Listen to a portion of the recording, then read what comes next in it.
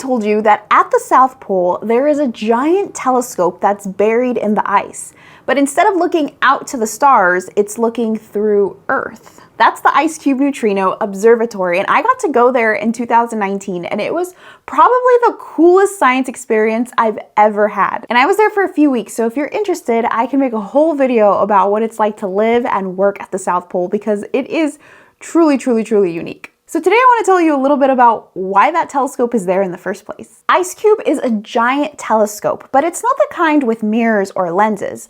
This telescope is made up of over 5,000 basketball-sized detectors that are buried in the ice. And scientists didn't close their eyes and randomly pick a spot on the map to put this detector. They put it in the South Pole because it turns out that the ice there is incredibly clear.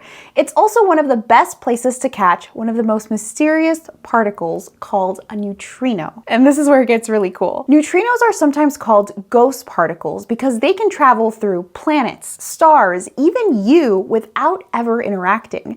Billions of them are actually zipping through my body right now, and I can't even tell. Neutrinos are born out of some of the most extreme places in the cosmos, like exploding stars and black holes and maybe even the Big Bang. But because they're so elusive, they're almost impossible to catch. And that's where IceCube comes in. So imagine a neutrino finally interacts with an atom inside of the ice. That rare event sets off a cascade of light, almost like a cosmic spark. The detectors buried in the ice can pick up those flashes of light and help scientists trace back the direction from where that neutrino came from. It's kind of like building a map of the universe, but with particles instead of light. And this is important because neutrinos carry information that we can't get otherwise. They escape from exploding stars or black holes that light can't get out of.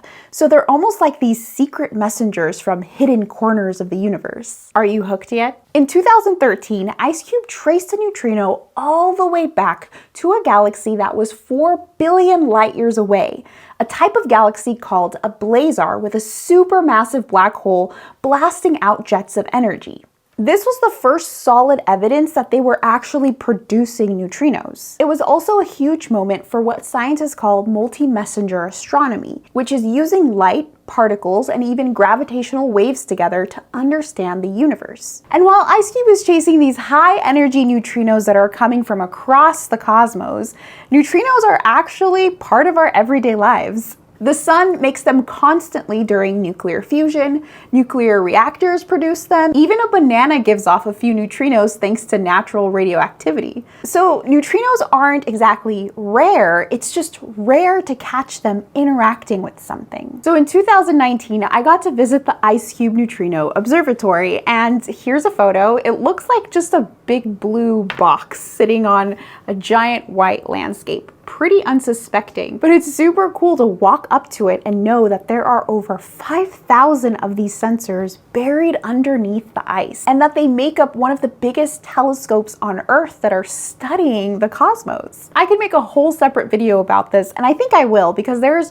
so much more to say about this laboratory. I actually worked at a field station that was about a mile from the laboratory where they were testing different and new kinds of detectors for an upgrade that's coming. So there are some cool bits of information to blow your mind and get you interested on what's going on at the bottom of the world. Some really crazy science. So if you want me to dive in deeper, let me know in the comments below. If not, I'll see you in the next one.